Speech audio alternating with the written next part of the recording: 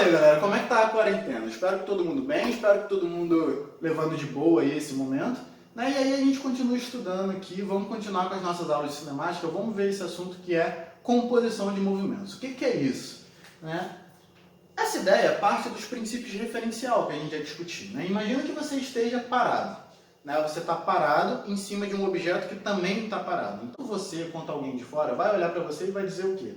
Que a sua velocidade é 0 metros por segundo, que você está em repouso. Por quê? Porque você está parado, você está em cima de uma coisa que está parada também.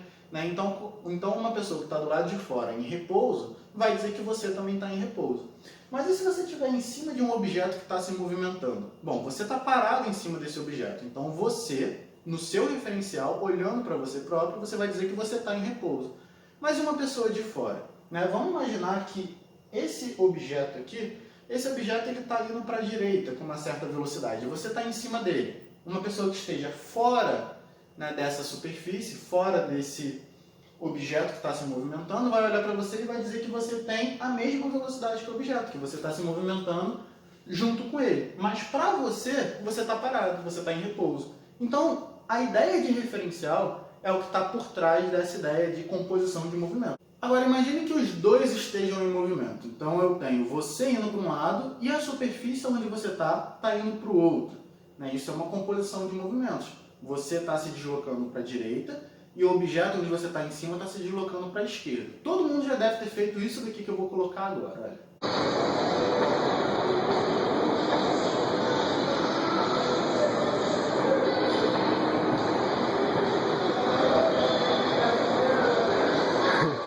Bom, então nesse caso, você está indo para um lado e o lugar onde você está andando em cima está indo para o outro, você tem uma composição de movimentos, que uma pessoa que está fora, né, vai dizer que você está com uma certa velocidade relativa. Relativa a quem? Relativa a esse referencial que está observando.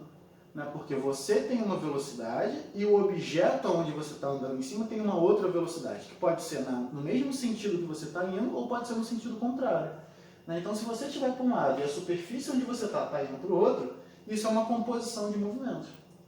Então, como é que eu descubro essa velocidade relativa que um referencial que está externo vai dizer que você está? Né? Por quê? Porque você está numa velocidade e a superfície onde você está também está numa certa velocidade. Vamos supor que essas duas velocidades sejam para o mesmo lado. Você está andando para lá e a esteira onde você está também está indo para lá.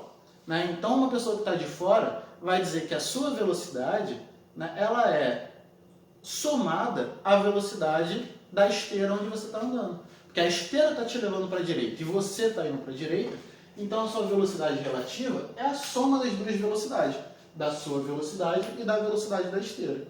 Então, se você está a 2 km por hora e a esteira está a 3 km por hora, quem está de fora vai ver você se deslocando numa velocidade de 5 km por hora, que é a composição desses dois.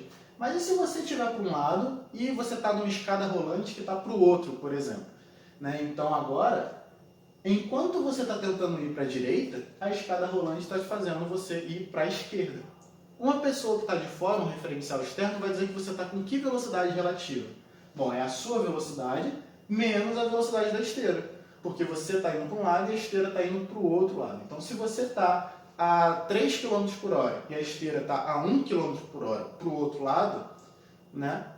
Então, a cada 3 passos que você dá para a direita, a esteira te faz voltar 1. Isso quer dizer que se você tem 3 km por hora para a direita e a esteira está a 1 km por hora para a esquerda, você está numa velocidade relativa para quem está de fora de 2 km por hora. É um menos o outro. E se essas velocidades forem perpendiculares? Então, por exemplo, né, tem um rio para a direita e você está nadando para baixo. Então, V1 é a sua velocidade e V2 é a velocidade do meio onde você está. Bom, se eu mexo com essas setinhas da velocidade, eu consigo construir um triângulo retângulo, onde V1 é a sua velocidade para baixo e V2 é a velocidade do rio para a direita. São os catetos desse triângulo retângulo. Então, a sua velocidade relativa vai ser o quê? Vai ser a hipotenusa. E aí a gente usa a relação de Pitágoras, que diz que a hipotenusa ao quadrado é igual à soma do quadrado dos catetos. Né? Então é assim que você vai ver a velocidade relativa. E o que é a velocidade relativa? É a velocidade com referencial externo está dizendo que você está. Vamos ver um exemplo. Então, um homem consegue nadar a 4 metros por segundo e tenta atravessar perpendicularmente um rio de 20 metros de largura, que tem uma correnteza de 3 metros por segundo, em busca de chegar ao mesmo ponto em que está, porém na margem oposta. Quando ele termina de atravessar, eu quero saber algumas coisas. Então, vamos entender a situação. Você está nesse ponto e quer chegar no extremo oposto, né? Você quer nadar perpendicularmente e chegar lá.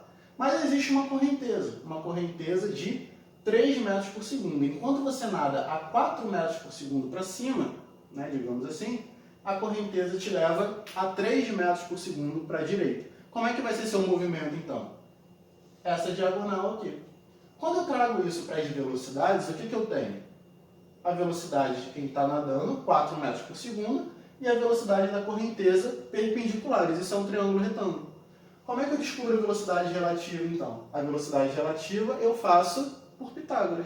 Hipotenusa ao quadrado é igual a soma do quadrado dos catetos. Como é um triângulo pitagórico, 3, 4, 5 é a velocidade relativa. Só que o mesmo vale para as distâncias. É um triângulo equivalente. Por quê? Porque o rio tem 20 metros e eu quero descobrir a qual distância do ponto que eu pretendia chegar que eu de fato cheguei. Eu vou chamar isso de x. Esses triângulos, eles são equivalentes. Tá? Então, 4 está para 20, assim como 3 está para x. É uma regrinha de 3. E aí eu descubro que esse valor aqui, a distância do ponto que eu pretendia chegar, que eu efetivamente vou chegar. Sabendo que isso vale 20 e que isso vale 15, eu consigo descobrir a distância que eu realmente nadei. Que é o quê? A hipotenusa ao quadrado é igual à soma do quadrado dos catetos. Também é um triângulo pitagórico, né? Porque eu tenho 20, que é 5 vezes 4, 15, que é 5 vezes 3, então a hipotenusa vai ser 5 vezes 5, 25. Então ele vai nadar de fato 25 metros.